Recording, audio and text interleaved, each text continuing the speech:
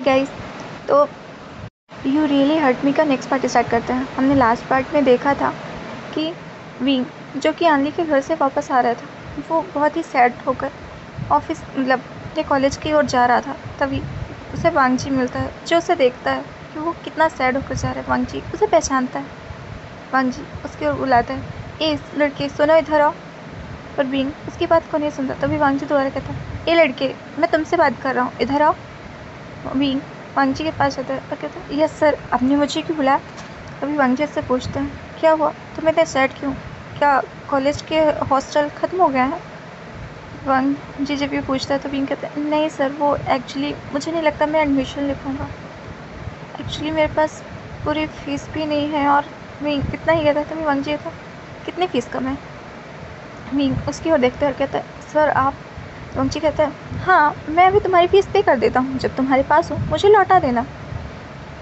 Wing उसकी ओर देखते हुए कहता है, नहीं सर, मैं आपसे कैसे ले सकता हूँ? वांगजी कहता है, मैं तुम्हें लोन दे रहा हूँ, यही समझो कि तुम एक बिज़नेस कर रहे हो। जब इसमें तुम्हें प्रॉफिट हो तो मुझे मेरे पैसे वापस कर देना। विंग अपनी बैग से एक कॉपी निकालता है, कहता है, ओके सर, तो मैं नोट कर लेता हूँ। फिर वो लिखता है, बी बुशियन लान वांगजी से इतने पैसे लोन ले रहा है। वांगजी स्माइल करता है कि ये कितनी बच्चों जैसी हरकतें कर रहा है। उसके बाद वांगजी कहता है, अब हो गया। तभी विंग कहता है, नहीं, अभी आप इस पर सिग्नेचर करिए। वांगजी उस पर साइन करता है और कहता है, अच्छा चलो। वांगजी विंग की फीस को जमा करता है। उसके बाद कहता है, अब तुम अपने रूम में जाओ और अपनी स्टडी पर फोकस करो। मैंने अगर तुम्हारी ट्यूशन फीस पे की है तो मुझे लगता है मैं तुमसे एक्सपेक्ट कर सकता हूँ कि तुम स्टडीज़ पे काफ़ी अच्छा परफॉर्म करोगे। तुम एक ब्रिलियंट स्टूडेंट हो। विंग नोट करता है, कहता है, यस सर। उसके बाद विंग जिस रूम में चला जाता है। विंग जिस रूम में सिग्नल नहीं था, उसके साथ उसका एक फ्रेंड भी था। विंग देखता है कि उस पर्सन का सामान तो है, पर वो पर्सन गायब है वहाँ से। विंग अपना सामान रखता है और अपनी बुक खोलकर पढ़ने बैठ जाता है, क्योंकि अभी अभी उस अपने उन टीचर पर बहुत प्राउड फील हो रहा था जिन्होंने उसकी हेल्प की। और वो सोचता है कि एक दिन जब उसके पास पैसे होंगे वो भी लोगों की ऐसी ही हेल्प किया करेगा। विंग पढ़ ही रहा था, पढ़ते हुए शाम हो जाता है। तभी वो देखता है कि उसका रूममेट जो कि रूम के अंदर आया है, विंग उसे देखता है तो लड़का अपनी पूरी बत्ती दिखाते हुए उसे हाय कहता है। तो विंग भी उसे नॉर्मली हाय ही बोलता है। तो कहता है, तुम वे बुशियान हो? तो वो कहता है, हाँ, तुम्हें कैसे पता? फिर मुझे कैसे पता? पूरे इंस्टीट्यूट को पता है कि मिस्टर लान वांगजी ने तुम्हारी फ़ीस पे की है। तुम बहुत ब्रिलियंट स्टूडेंट हो ना? विंग नोट कहता है, नहीं, ऐसा तो नहीं है, कि ऐसा हो ही नहीं सकता। तुम्हें पता है, लान वांगजी बहुत अच्छे टीचर हैं और वो स्टूडेंट को पहचानने में कभी गलती नहीं कर सकते। वो तुम्हारी मदद कर रहे हैं क्योंकि उन्हें पक्का तुम्हारे अंदर कुछ ना कुछ टैलेंट तो दिखा होगा। विंग कहता है, और उसके बाद अपना पढ़ने लगता। कहता है, ओ, तुम इतना पढ़ते भी तो हो। विंग कहता है, ऐसा नहीं है, तुम भी पढ़ सकते हो। विंग और न्यू ओशन के बीच में काफ़ी अच्छी दोस्ती हो जाती है। नेक्स्ट डे जब वो कॉलेज जाते हैं तो विंग जिसे काफ़ी सारे बच्चे बुली भी करने लगते हैं, क्योंकि लान वांगजी ने उसकी फेस पे की है। ये बात वहाँ के बहुत सारे स्टूडेंट को अच्छी भी नहीं लगती, खासकर उन स्टूडेंट को जो वेंचिंग को बहुत पसंद करते थे। उन्हें लगता था कि विंग आते ही लान वांगजी पर लाइन मारना स्टार्ट कर दिया। वो विंग की इंसल्ट भी करते हैं, यही कहकर कि वो लान वांगजी पर चांस मारने का ट्राई ना करे। लान वांगजी इंगेज है, पर विंग तभी कहता है, वो मेरे रियल मॉडल है, रोल मॉडल है। मैं उन पर लाइन नहीं मार रहा हूँ, मैं उनके जैसा ही बनना चाहता हूँ, जैसे उन्होंने कल मेरी मदद की। मैं भी लोगों की मदद करना चाहता हूँ। आप लोगों को ऐसा क्यों लगता है कि मैं उन पर चांस मारने का ट्राई करूँगा? तभी कुछ बच्चे कहते हैं, वे बुशियान, हम तुम जैसे बच्चों को बहुत अच्छे से जानते हैं जो यहाँ पर पढ़ने के लिए आते हैं। हमने ये नॉर्मल से रिजल्ट्स को दिखाकर तुमने किसी गांव से पढ़ाई की और वहाँ से ये हाई रिजल्ट्स वाली मार्कशीट लेकर यहाँ आ गए और यहाँ पर आकर अपने आप को एक ब्रिलियंट स्टूडेंट समझने लगे। विंग कुछ भी नहीं कहता, अपना बैग लिए वहाँ से चलने लगता है। न्यूशन जो उन सबसे कहता है, तुम लोग ऐसा कैसे कर सकते हो? अगर टीचर लान वांगजी ने खुद भी इनको चुना है तो विंग एक अच्छा स्टूडेंट होगा, तभी तो उन्होंने इसे चुना है। विंग जो कुछ भी नहीं बोलता और अपनी पढ़ाई अपनी क्लासेस लेकर वापस अपने हॉस्टल के लिए चला जाता है। विंग उसके लिए तब ये रोज़ का हो गया था कि उसे कॉलेज के बच्चों से इस तरह की बातें सुननी ही पड़ती थी।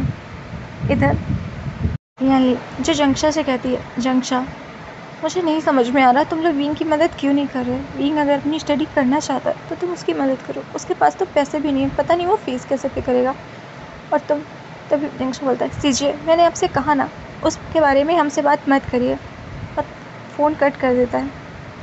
जंक्षा जो याली के सामने कुछ नहीं कहता, पर वो अपने घर से सबके सामने विंग के बारे में इतना बोल कर वहाँ से चला जाता है। तभी जियांग मिमिया कहते हैं, इस सबसे तो चिंग भी बहुत ज़्यादा गुस्सा है, मुझे नहीं लगता चिंग का गुस्सा विंग के ऊपर इतना जल्दी शांत होगा। तभी मैडम ही कहती है, मुझे पता है आप क्या करने की कोशिश कर रहे हैं। याली ने उससे पैसों की मदद करने को है, कोशिश भी मत करिएगा उसकी मदद करने की। जियांग मिमिया कहते हैं, तुम्हें ऐसा क्यों लगता है यू कि मैं हमेशा उसकी मदद करूँगा, उसने जो किया है उसके बाद मैं उसकी मदद नहीं करूँगा। मैडम यू किचन में चली जाती हैं, जियांग मिमिया अपने रूम में जाते हैं और वो कुछ पैसे अपने कपड़ों के सामान में देखते हैं और कहते हैं, यू मुझे माफ़ करना, फिर मैं विंग को इस तरह भटकने भी तो नहीं दे सकता ना। मैं जानता हूँ तुम मुझसे सबसे ज़्यादा प्यार करती हो, इसीलिए तुम सबसे ज़्यादा गुस्सा हो। और इधर हम बाहर चिंग को देखते हैं, जो कि घर से गुस्सा होकर बाहर गार्डन में तो आ गया था, पर वो गार्डन में बैठकर अपने फ़ोन से ही विंग के लिए उसके अकाउंट में पैसे डालता है और फिर उसे कॉल करता है। विंग जब अपने गगा का कॉल देखता है तो तुरंत उठाता है और कहता है, गगा आपने मुझे कॉल किया, क्या आपने मुझे माफ़ कर दिया। तभी चिंग कहता है, तुम मुझसे इस तरह बात करने की कोशिश भी मत करो कि जैसे मैं तुम्हारा गगा हूँ। अगर मैं तुम्हारा गगा होता तो जो भी किया वो सब कुछ मुझे बता कर करते। विंग सैड हो जाता है। तभी जियांग चिंग कहता है, मैंने तुम्हें इसलिए कॉल किया है, तुम्हारे अकाउंट में पैसे डाले हैं, उन्हें चेक कर लो, मेरे पास इतने ही थे, अगर कम पड़े तो बता देना, और हाँ पढ़ाई अच्छे से करना, ताकि जब तुम वापस आओ तो माँ प्राउड फील कर सके तुम पर, वो सबके सामने ये कह सके कि उनका विंग उन्हें छोड़ कर गया तो देखो आज कितना बड़ा आदमी बनकर लौटा है। और हाँ कोई गलती मत करना फिर से जैसी अभी की है, कुछ भी हो तो मुझे बताते रहना। विंग स्माइल करता है और सोचता है उसके चिंगा हमेशा से ही ऐसे हैं, उस पर इतना गुस्सा करते हैं फिर उसकी परवाह सबसे ज़्यादा करते हैं। विंग कहता है, ठीक है गा, मैं आपको सब बता दूँगा। तभी चिंग कहता है, और हाँ अपना ध्यान रखना और खाना टाइम पर खाना। विंग कहता है, हाँ गा मैं अपना ध्यान रखूँगा, आप भी अपना ध्यान रखिएगा और आंट का भी ध्यान रखना। चिंग कहता है, हाँ ठीक है। इतना कहकर कॉल कट कर देता है। उसके बाद स्माइल करते हुए कहता है, हाँ तुम्हें मुझे बता कर जाना चाहिए था, काश मैं तुम्हारी तब और अच्छे से हेल्प कर पाता। और फिर स्माइल करते हुए रूम की ओर जाने लगता है और देखते देखते उसके चेहरे की पूरी स्माइल एक गुस्से में बदल गई थी। वो अंदर आता है और कहता है, माँ मुझे उस विभूषण पर बहुत गुस्सा आ रहा है, उसने हमारे साथ ऐसा क्यों किया। तो जियांग भी कहते हैं, चिंग अब जो हो गया सो हो गया ना, तुम उस बात को लेकर इतने गुस्से में क्यों हो। तभी चिंग कहता है, फादर मैं नहीं भूल सकता उसने हमारे साथ क्या किया है, हमारी घर की इज्जत को बर्बाद करके चला गया, मैं उस विभूषण को कभी माफ़ नहीं करूँगा। हम विंग को देखते हैं, वो उसके पास जो पैसे आए थे उन्हें लेकर वो वांग जी के ऑफिस में पहुंचता है। वांग जी जो अपने ऑफिस के अंदर कुछ काम कर रहा था, विंग उसके पास आता है और कहता है, सर ये रहे कुछ पैसे। वांग जी उसके वो देखता है और बोलता है, ये पैसे किस लिए। तभी विंग कहता है, सर आपने जो मुझे पैसे दिए थे ना, वो लोन मैं बस उसे उतार रहा हूँ ताकि मैं धीरे धीरे अपना लोन पूरा उतार सकूँ। वांग जी स्माइल करता है, कहता है, तो ये उसका थोड़ा सा अमाउंट है, मैं जल्दी ही पूरा दे दूँगा, मेरे गगा ने कहा है वो मुझे फ़ीस थोड़ी थोड़ी करके पे करते रहेंगे। वांग जी स्माइल करता है, कहता है ठीक है, और ले लेता है। तभी विंग अपनी वही कॉपी फिर से निकालता है और उसमें लिखता है कि विंग ने आज लान वांग जी को उसके पैसे कितने पैसे वापस किए। और फिर वांग जी क्यों कहता है इस पर साइन करिए। वांग जी बिना कुछ बोले उस पर साइन कर देता है। जियांग फैंगमा भी विंग से मिलने के लिए शहर आए थे। वो मिलने ये कहकर आए थे कि वो यानली से मिलने जा रहे हैं। यानली यहाँ से गुस्सा होकर चली गई थी इसलिए, पर वो यानली से ना मिलकर विंग से कॉल करते हैं और उसे मिलने के लिए बुलाते हैं। उसके कॉलेज के बाद विंग अपने अंकल से मिलता है और वो बहुत खुश होता है कि उसके अंकल ने उसे माफ़ कर दिया, वो उससे मिलने आए।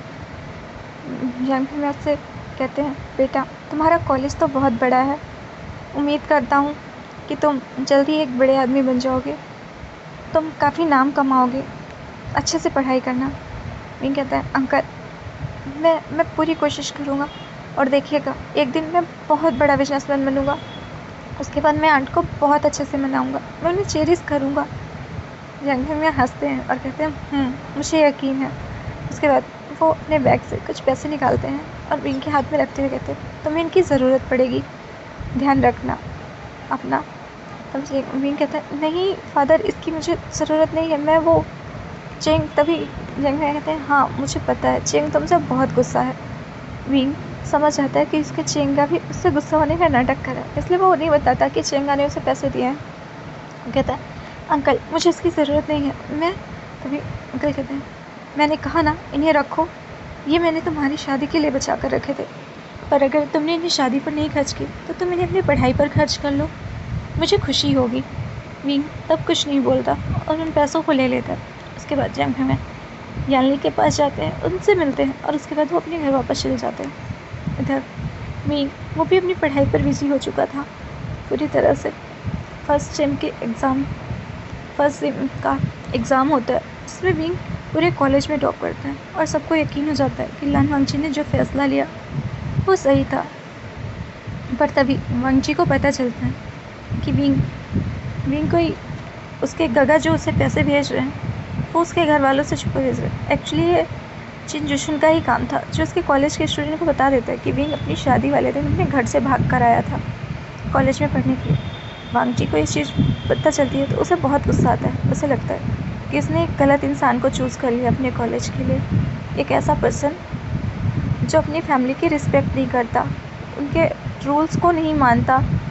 पर्सन अपनी फैमिली की इज्जत नहीं बचा पाया, वो उसके कॉलेज की इज्जत क्या रखेगा। विंग पर बहुत गुस्सा हो जाता है। जब अपने फर्स्ट सेम के रिजल्ट से इतना खुश होता है और वांगची को उसके लिए क्यों कहने के लिए आता है, तब वांगची विंग की ओर देखता है और कहता है तुमने मुझे पहले क्यों नहीं बताया कि तुम अपने घर से भाग कर आए हो। मुझे लगा तुम किसी गांव से आए हो और तुम्हारी फैमिली ने तुम्हें सपोर्ट करके यहाँ भेजा होगा, तुम्हें इतना पढ़ाया होगा। मुझे नहीं पता था मैं एक ऐसे पर्सन की मदद कर रहा हूँ जो अपने फैमिली तक की रिस्पेक्ट नहीं कर सकता था। विंग उसके देखता है सर मैं आपकी बहुत रिस्पेक्ट करता हूँ, पर मैं और मेरी फैमिली एक दूसरे से कितना प्यार करते हैं या किस तरह से रहते हैं इस बारे में आपको बोलने का कोई राइट नहीं है। इतना कह के वो जो मिठाई लेकर आया था उसे वहीं पर रख देता है और चला जाता है। वांगची उसकी ओर देखता है, उसे अपने टेबल से गिरा देता है क्योंकि उसे विंग का जवाब बिल्कुल पसंद नहीं आता और बहुत गुस्सा होता है। तभी वांगची जब उसे गिराता है तभी उसके केबिन का दोबारा गौर करता है। तभी वांगची बिना देख ही कहता है विभूषण दोबारा मेरे केबिन में बिना नॉक किए मत आना, कितनी बार कहा मैंने। तब उसे एक स्वीट सी आवाज़ आती है। वांगची उधर देखता है तो वो आवाज़ जो एक लड़की की थी वो कहती है वांगची ये विभूषण कौन है। वांगची उसकी ओर देखता है, कहता है वेंची तुम वापस आ गई, और दौड़कर उसे गले लगा लेता है। वेंची भी वांगची को गले लगाती है, कहती है कम ऑन लंचा, मैंने भी तुम्हें मिस किया है पर इस तरह तो रिएक्ट मत करो, हे मेरी सांसें रुक जाएंगी, छोड़ो मुझे। वांगची उसे छोड़ते हुए कहता है वेंची तुम सोच नहीं सकती मैं तुम्हारा कितना बेसब्री से इंतजार कर रहा था, कैसी रही तुम्हारी स्टडीज़।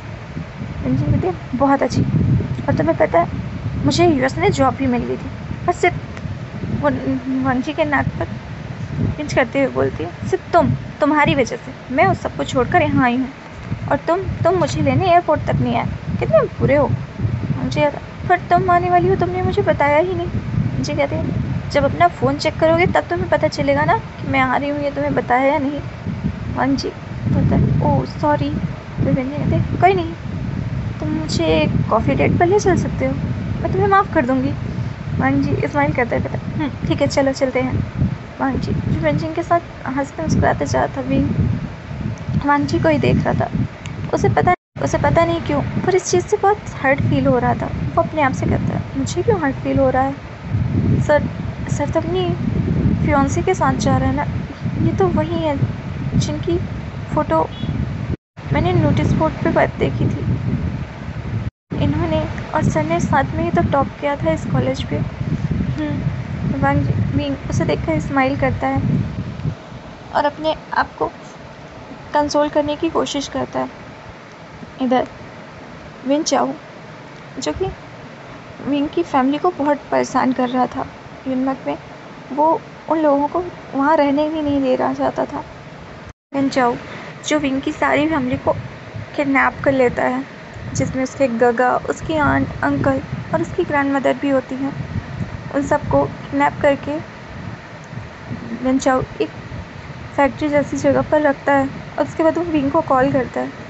विंग जब एक अननोन नंबर से कॉल आता दिखता है तो नहीं उठाता, पर जब बार बार उसे उसी नंबर से कॉल आता है तो उस कॉल को उठाता है। उधर से वेंचाओ की आवाज़ आती है जो कहता है, वी बुशियान, तुम मुझे छोड़ कर गए थे, पर क्या तुम अपनी फैमिली से ज़रा भी प्यार नहीं करते? देखो बेचारे कैसे तड़प रहे हैं तुम्हारे लिए। तुमने अगर शादी कर ली होती तो आज ऐसा कुछ नहीं होता। तभी विंग कहता है, वेंचाओ मैं कहा ना, इसमें उन सब की कोई गलती नहीं है, उन सबको छोड़ो।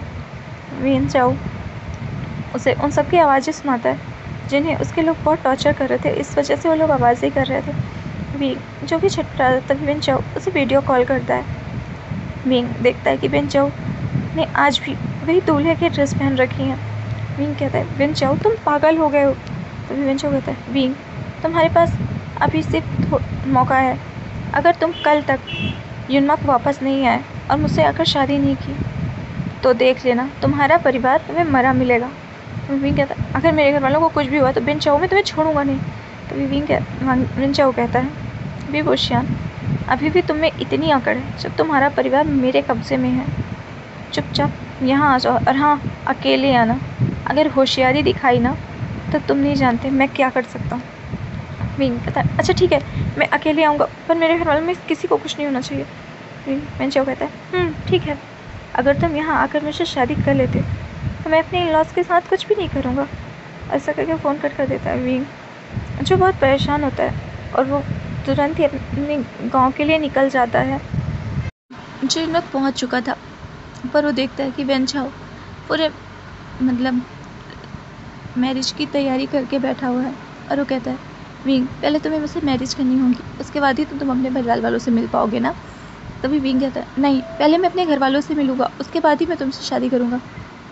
मैं उनके सामने तुमसे शादी करूँगा, देखना मैं कुछ भी नहीं करूँगा। और देखो तुमने कहा था मैं अकेले आऊँ, मैं अकेले आया हूँ। विंग जब ये सब कुछ कह रहा था तभी पता नहीं अचानक वांगजी को वेंचाओ को क्या हुआ, वो विंग पर गुस्सा होने लगता है और अपने आदमी को कहता है, इसे पकड़ो। पर विंग वो लोग कुछ भी कर पाते उससे पहले उसके आदमी विंग को पकड़ने की कोशिश करते हैं। विंग जो है वहाँ भागने लगता है, जिस वजह से विंग देखता है कि उस पूरी फैक्ट्री में आग लग चुकी है। तभी वेंचाओ के आदमी जो विंग को पकड़कर विंग से मैरिज करने की कोशिश करते हैं, तभी वहाँ पर वांगजी आता है और वांगजी जो एक हीरो की तरह एंट्री लेता है और वेंचाओ के मुँह पर एक जोरदार पंच करता है और विंग को बचा लेता है। तभी वो विंग से कहता है, चलो यहाँ से। विंग कहता है, मेरी फैमिली। वांगजी उस जगह की ओर देखता है और वहाँ उन लोगों को बचाने का ट्राई करता है, पर वो विंग के अलावा किसी को नहीं बचा सकता। और विंग जिसका रोकर बुरा हाल था, क्योंकि उसकी वजह से आज उसकी पूरी फैमिली, उसके गगा, उसके अंकल, आंट, उसकी ग्रैंडमदर सब की डेथ हो गई। विंग जो खुद को माफ़ी नहीं कर पा रहा था, वो रोए जा रहा था। वांगजी विंग के पास आता है, उसे कंट्रोल करने की कोशिश करता है और उसे एक हग कर लेता है। विंग वांगजी के गले लगकर कहता है, सब मेरी गलती है। अगर मैं नहीं गया होता, मैं नहीं भागा होता तो आज मेरी पूरी फैमिली जिंदा होती। सब मुझसे प्यार कर रहे होते, वो सब चाहते थे मैं ना जाऊँ, पर को पता है मेरे यहाँ से जाने के बाद भी सब मुझसे नाराज़ थे। पर मेरे गगा ने तो मुझे माफ़ किया था, मेरे अंकल ने भी माफ़ कर दिया था। पर सर मैं अपनी आंट से माफ़ी भी नहीं मांग पाया सर। वो तो मुझसे नाराज़ थी और वो मुझसे हमेशा के लिए नाराज़ हो गई। मैं क्या करूँ? वांगजी जिसकी आंखों से भी इतने आंसू देखकर उसकी आंखों से भी आंसू निकलने लगे थे, वो विंग को कंसोल करने की कोशिश करता है। विंग मेरे साथ चलो, अभी भी तुम्हारे पास तुम्हारी फैमिली है, तुम्हारी सीजिए। वेंचाओ जो वहाँ से भाग चुका था, वांगजी ने वहाँ पर पुलिस भी बुला दी थी। वेंचाओ के काफ़ी आदमी पकड़े गए थे, पर वेंचाओ वहाँ से भाग गया था। विंग को लेकर वांगजी वापस बीजिंग आता है। इस पूरे वक्त वांगजी के साथ वेंचिंग भी थी। वेंचिंग देख रही थी विंग कैसे रो रहा है। तभी वेंचिंग जो विंग को कंट्रोल करने की बार बार कोशिश कर रही थी, विंग प्लीज़ मत रो, मुझे पता है ये बहुत बुरा हुआ है, पर तुम खुद को देखो, तुम खुद की तबीयत खराब कर लोगे, तुम उनके सपने को पूरे करने की कोशिश करो। वो तुमने कहा ना तुम्हारे अंकल, तुम्हारे गगा ने तुम्हें माफ़ कर दिया था, तो वो चाहते थे तुम सच में एक बड़े आदमी बनो, एक अच्छे बिजनेसमैन बनो, तो वही करो। उनके सपने को पूरा करो। उनके सपने को पूरा करके तुम खुद में उनको ज़िंदा रख सकते हो। विंग कुछ भी नहीं कहता है, बस सोच रहा था अब वो पूरी दुनिया में अकेला हो गया, वो और उसकी सीजिए। बस उसकी लाइफ में सिर्फ 2 ही लोग बचे हैं, वो और उसकी सीजिए। वो उसके पास तो अब कुछ भी नहीं रहा। वो कहाँ जाएगा, क्या करेगा? विंग वांग जी विंग को हॉस्टल पे छोड़ता है और उसके बाद वेंची को लेकर अपने घर चला जाता है। वेंची जब लान म्यूजिशन में पहुंचती है तो मैं मतलब लान कुरैन, मिस्टर लान, म्याम म्या सब वेंचिंग को देखकर बहुत खुश होते हैं, उसे हग करते हैं। म्या म्या वेंचिंग से कहती है, वेंचिंग मैंने तुम्हें मिस किया, कैसा रहा तुम्हारा प्रोजेक्ट और टाइम? वेंचिंग कहती है बहुत अच्छा। मिस्टर लान मतलब लान कुरैन वेंचिंग से कहते हैं तुम मुझे हमेशा प्राउड फील कराती हो, इसीलिए मैं तुम्हें अपनी डॉटर इन लॉ के रूप में एक्सेप्ट करता हूँ। वेंचिंग थोड़ा सा ब्लश करते हुए अपना सर झुका लेती है। लानी कहती है आप भी ना अभी से उससे छेड़ने लगे, वो हमारी डॉटर इन लॉ नहीं, डॉटर ही है। ऐसा कहकर वो उसे अपने साथ ले जाती है। इधर वांग जी वो थोड़ा परेशान था, पता नहीं, पर उसे बहुत अजीब लग रहा था। तभी वांग जी सोचता कि वो विंग से कल बात करेगा इस बारे में। विंग जब हॉस्टल पहुंचता है तो वो काफ़ी उदास था, वो रो रहा था बुरी तरह। ये तो नहीं जान पा रहा था कि विंग को क्या हुआ है, पर वो विंग को बार बार कंट्रोल करने की पूरी कोशिश कर रहा था। और विंग जो अपने मन में ठान चुका था वो उस बेंचाओ को सजा दिला कर है। वो बेंचाओ के खिलाफ पुलिस में रिपोर्ट भी करवा देता है। अब हम कुछ दिन बाद का सीन देखते हैं। विंग जो धीरे धीरे संभलने लगा था, पर जी जैसा कहते हैं ना, अच्छा दिन ज़्यादा टाइम तक नहीं रहता, और ऐसे विंग की लाइफ में तो अच्छा दिन था ही नहीं। उसकी लाइफ तो पूरी मुसीबतों से ही भरी हुई थी जब से उसने अपनी स्टडी कंप्लीट करने के बारे में सोचा था। विंग अपनी सीजे से मिलने जाता है, यान ली, जिसे इन सब बारे में अभी तक कुछ नहीं पता था। विंग अपनी यान ली को सीजे को सिर्फ यही बताना चाहता था कि अब उसकी फैमिली नहीं रही, पर वो ये बताता उससे पहले जब वो वहाँ पहुँचता है तो मैडम जिन उसके ऊपर इल्ज़ाम लगाने लगती हैं कि हमने सुना है तुम पूरी रात, एक रात हॉस्टल से गायब थे, कहाँ थे तुम? वुशियान जो मैडम जिनको बताना चाहता था कि उस रात वो अपने गांव गया था और वहाँ ऐसा हादसा हो गया, पर वो कुछ बोल पाता उससे पहले ही जिन जोशन बोलता है क्या मदर आप भी किससे पूछ रही हैं?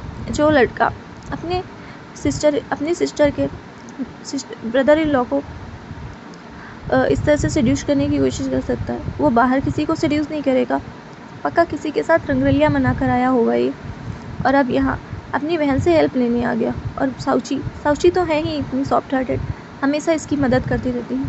तभी याली कहती है जिन जुशन प्लीज़ मेरे ब्रदर के बारे में कुछ भी उल्टा सीधा बोलना बंद करो, मींग ऐसा नहीं है। तभी मैडम जिन कहती है याली तुम तो हमेशा से ही कहती आई हो ये ऐसा नहीं है वैसा नहीं है, पर क्या किया था इसने तुम्हें याद है ना? अपनी ये शादी से भाग आया था। विंग चुपचाप रोता रहता है। विंग को इस तरह से रोते हुए देखकर याली कहती है आइन क्या हुआ है? तुम कब से रो रहे हो? तुम्हारी आंखें इतनी लाल क्यों हैं? विंग याली के गले लगकर बहुत ज़ोर ज़ोर से रोने लगता है। तभी मैडम कहती है देखा मैंने कहा था ना कि कहीं ना कहीं अपना मुँह काला करवा कर आया है, इसीलिए अब अफसोस मना रहा है जब उसने इसे अपनाने से मना कर दिया होगा। तो विंग कुछ भी नहीं बोलता और बस रोता जाता है। तभी जिन जुशवान कहता है माँ प्लीज़ अब चुप हो जाइए, आपको उसकी हालत नहीं दिख रही, वो कितना टूटा हुआ है। मैडम जिन कहती है हाँ बेटा तो मुझे ही चुप करवा, अपनी बीवी के चक्कर में तो अपनी माँ को भूल ही गया है। जिन जुशन अपनी माँ की ये रोज़ रोज़ के ताने सुनकर थक चुका था। वो विंग और याली को शांत कराने की कोशिश करता है, फिर विंग वो तो रो ही रहा था।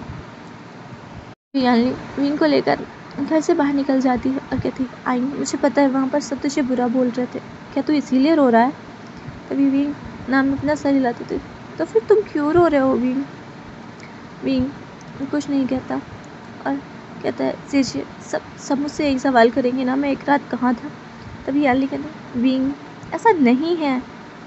तभी यानली कहती, आई तुम अपने कॉलेज जाओ, तुम्हें कॉलेज बंक नहीं करना चाहिए। मैंने कहा ना, चिंग और फादर तुम्हारी हेल्प कर रहे हैं, और देखना एक दिन तुम उन सबको प्राउड फील करवाओगे। देखना एक दिन मदर पूरे गांव में सबसे कहेगी कि उनका विंग सबसे अच्छा है, और देखना उस दिन वो तुम्हें बहुत प्यार से गले भी लगाएंगी और एक्सेप्ट करेंगी। विंग ये सुनकर रोने लगता है। यानी कहती, क्या हुआ विंग, मैं सच कह रही हूँ, मदर तुम्हें एक्सेप्ट कर लेंगी। विंग कहता है और अपने कॉलेज के लिए चला जाता है। तभी जनरेशन पीछे से आता है और याली से कहता है, क्या हुआ, वो मान गया? याली कहती है, हाँ वो मान तो गया, पर मुझे बहुत अजीब लग रहा था। विंग इस तरह से पहले कभी नहीं टूटा। वो बहुत बहुत रो रहा था, ऐसे जैसे कुछ बहुत बड़ी रात छुपा रहा हो मुझसे। तभी जिन कहता है, याली तुम कुछ ज़्यादा ही सोचती हो, और वैसे भी मदर ने जो कुछ भी कहा उसके बाद उसका इतना रोना, तो लगता है मदर कुछ ज़्यादा ही बोल गई, इसके लिए आई एम सॉरी। तभी याली कहती है, आप क्यों सॉरी बोल रहे हैं, आपने थोड़ी कुछ किया है, और मैं सोच सकती हूँ। विंग जो अपने कॉलेज में था, पर कॉलेज में भी हर कोई विंग को एकदम घटिया नज़रों से ही देख रहा था, जैसे विंग कितना डिस्गस्टिंग पर्सन हो।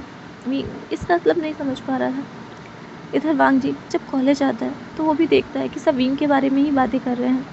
वांग जी अपने प्यून को रोकता है और कहता है, ऐसा क्या हुआ है कि सब बात कर रहे हैं? तभी वो बताता है, सर वो लड़का है ना जिसने कॉलेज में टॉप किया था और आपने उसकी फीस भरी थी।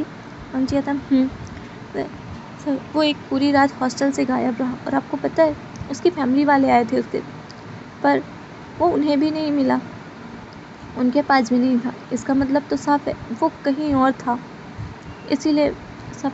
वांग जी कहता है, ओह शिट, और वो दौड़कर विंग के पास जाता है। वांग जी देखता है कि बहुत सारे लोग जो विंग को घेर कर खड़े और बार बार उससे एक ही सवाल कर रहे हैं। तो भी बुशियान, आखिर तुमने अपना रंग दिखा ही दिया, तुम आखिर शहर में आए और किसी अमीर लड़के को फंसाने की चल दिए। क्या हुआ, वो तुमसे फंसा या नहीं? सब जो विंग से अजीब अजीब सवाल कर रहे थे, विंग बस उन्हें सुन रहा था।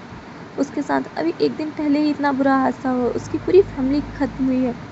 वो किसी से क्या बोले, वो तो अपने ही शौक में था। उसे लग रहा था उसकी फैमिली की डेथ उसकी वजह से हुई है। तभी वहाँ पर वांग जी आता है, कहता है, ये सब क्या हो रहा है? तभी वांग जी जब ये कहता है तो सारे स्टूडेंट वहाँ से हट जाते हैं। कहते हैं, सर इसका कैरेक्टर ये ओमेगा पूरी रात हॉस्टल से गायब था, जबकि हॉस्टल रूल में यही था ना कि अगर कोई ओमेगा अपनी फैमिली और हॉस्टल इंचार्ज को बताए बिना हॉस्टल से गायब होगा तो उसे हॉस्टल से निकाल दिया जाएगा। तभी वांग जी कहता है, किसने कहा, किसने नहीं बताया? विंग मेरे साथ था।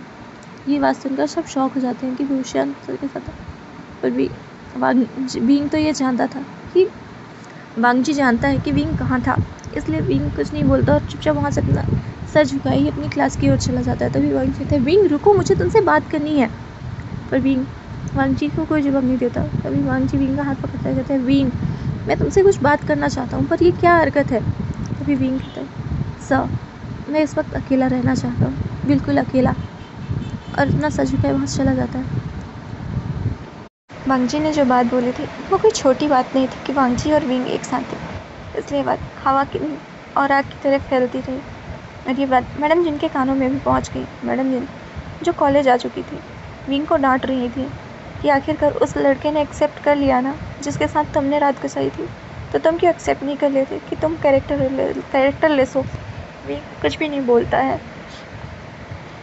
यानली जो मैडम को बहुत रोकने की कोशिश कर रही थी, पर जब मैडम जिन नहीं रुकी तो वो भी उनके पीछे पीछे वहाँ आ गई थी। वांग जी जब देखता है कि कोई विंग को बुली कर रहा है तो वो वहाँ पर आता है, कहता है, क्या हुआ? तब मैडम जिन कहती है, आप एक कैरेक्टरलेस ओमेगा को अभी भी इस कॉलेज में पढ़ने दे रहे हैं जो किसी और के साथ। तभी वांग जी कहता है, मैंने कितनी बार कहा वो मैं था। तभी यानली वांग जी की ओर देखती है और कहती है, आपने ऐसा क्यों किया? उसके साथ आप क्यों थे? क्या हुआ था ऐसा? आखिर जवाब तो मैं भी चाहती हूँ, अगर आप बताना चाहते हैं तो मुझे बता सकते हैं। तभी वांग जी यानली की ओर देखते हुए कहते हैं, एक्चुअली वो फिर वो बोलते हैं, विंग तुम फिर विंग तुम अपने हॉस्टल में जाओ। और मैडम जी की ओर देखते हैं और कहते हैं, आप बाहर वेट कीजिए। और फिर यानली से कहते हैं, आप मेरी कैबिन में चलिए, मैं आपको बताता हूँ। वांग जी और यानली जो केबिन में जाते हैं। कुछ टाइम बाद यानली और वांग जी वहाँ से बाहर आते हैं और यानली विंग से कहती है, विंग मुझे पता है मैं तुमसे जो कहूँगी वो तुम्हें गलत लगेगा, पर मैं चाहती हूँ तुम मिस्टर लान से मैरिज करो। विंग शॉक होता है और कहता है, सीजिए आप क्या कह रही हैं, मैं मिस्टर लान से मैरिज नहीं कर सकता। तभी यानली कहती है, विंग तुम्हें मेरी कसम है, प्लीज़ इस बार मना मत करो, मैं जो चाहती हूँ वो कर दो। विंग कुछ भी नहीं कह पाता, पर विंग वांग जी को गुस्से से घूर रहा होता है। फिर विंग जब मैडम जी वहाँ से चली जाती है और यानली के साथ होता है, तभी वो यानली से कहता है, सीजिए वो उस पर्सन से अपनी शादी कैसे करवा सकती है जो पहले से किसी और से इंगेज है और किसी और से प्यार करता है। तभी यानली कहती है, विंग इस वक्त तुम्हें मिसेस लान बनने की बहुत ज़रूरत है ताकि तुम्हें कोई और बुली ना कर पाए। मैं हर वक्त तुम्हें नहीं बचा सकती ना, इसलिए अगर तुम मिसेस लान बन गए तो तुम्हें कोई बुली नहीं कर पाएगा। विंग कहता है, अभी विंग कहता है, पर सर वो यानली कहती है, वांग जी तैयार है तुमसे शादी करने के लिए, उन्हें कोई प्रॉब्लम नहीं है, पर हाँ ये एक कॉन्ट्रैक्चुअल मैरिज होगी, तुम्हें अपने एग्ज़ाम्स तक ही उनके साथ ही शादी में रहना है, उसके बाद तुम एक बिजनेसमैन बनोगे, उसके बाद तुम उन्हें डिवोर्स दे सकते हो। वांग जी विंग ये सुनते हो, पर क्यों? यानली कहती है, क्योंकि तुम्ही ने तो कहा किसी और से प्यार करते हैं, तो हो सकता है वो उससे शादी करना चाहते हो। विंग नोट करते हुए कहता है, ठीक है सीजिए। विंग और वांग जी की जो एक कॉन्ट्रैक्चुअल मैरिज हो जाती है। विंग यानली मतलब मैरिज ब्यूरो में यानली के गले लगता है, कहता है, तब यानली कहती है, विंग अपना ध्यान रखना, आज से तुम लान मेंशन में ही रहोगे, हॉस्टल में नहीं। विंग की आवाज़ सुनकर यानली की आवाज़ सुनकर विंग कहता है, पर सीजिए। तभी वांग जी कहता है, तुम्हारी सीजिए सही कह रही है, तुम्हारी सेफ्टी के लिए ये बहुत ज़रूरी है। बेन चाओ अभी तक पकड़ा नहीं गया है, हमें नहीं पता वो कहाँ है और वो कब तुम्हें हार्म कर दे, इसलिए ये ज़रूरी है। विंग समझ जाता है कि वांग जी इस वक्त सिर्फ उसकी सेफ्टी के लिए उससे शादी कर रहा है, ये शादी एक कॉन्ट्रैक्ट है।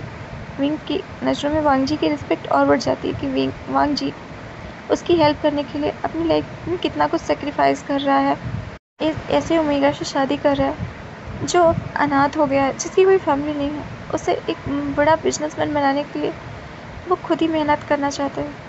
विंग वांग जी के प्यार में ना चाहते हुए भी पढ़ने लगा था, जो खुद जानता था कि उसे 2 साल बाद इस रिश्ते से मूव ऑन करना होगा, उसे खुद वांग जी को डिवोर्स देकर यहाँ से जाना होगा, पर वो कुछ कर भी तो नहीं सकता था। वांग जी जो विंग के लिए लान मेंशन पहुँचता है, वो देखता है बेंचिंग वहीं पर थी। वांग जी के लिए एक शौक था कि बेंचिंग लान मेंशन में उसका वेट कर रही थी। वांग जी बिना कुछ के अंदर आता है, विंग को देखकर बेंचिंग उससे गले आती है, कहती, विंग तुम ठीक हो?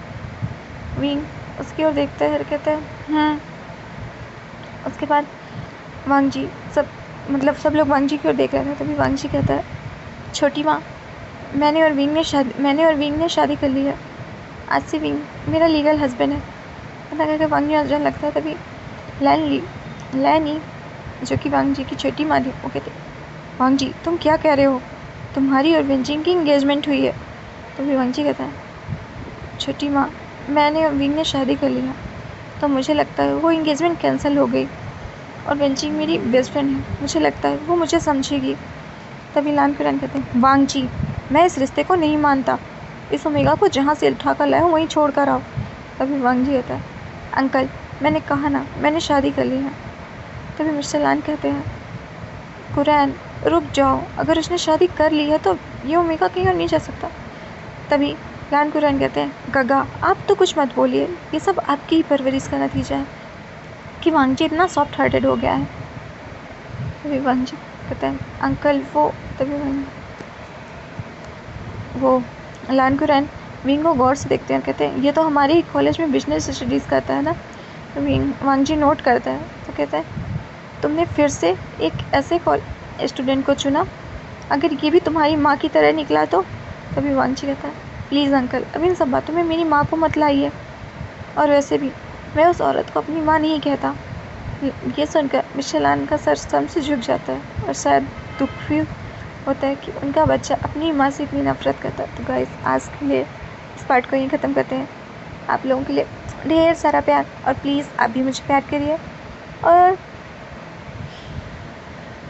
कुछ नहीं, बाय बाय।